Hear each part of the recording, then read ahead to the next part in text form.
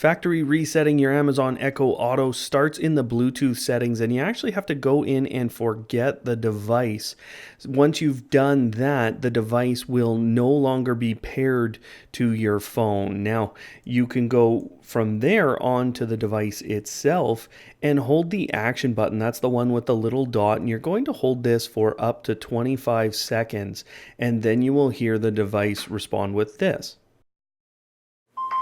Just a moment. Resetting your Echo Auto. Now that you've heard that, I'll show you. I'm continuing to hold the action button here until we get to this next component where you see the blue light come on, and then you can let go.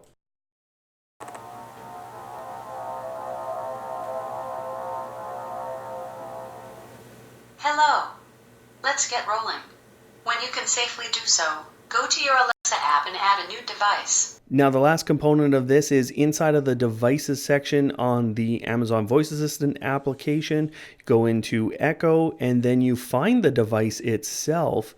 Scroll down to the accessories and go ahead, tap on your Echo Auto itself, tap Forget Device, and now it's completely removed, and you can now go ahead and set it up somewhere else. Now, for more tutorials like this, make sure you join us here on Automate Your Life Tutorials.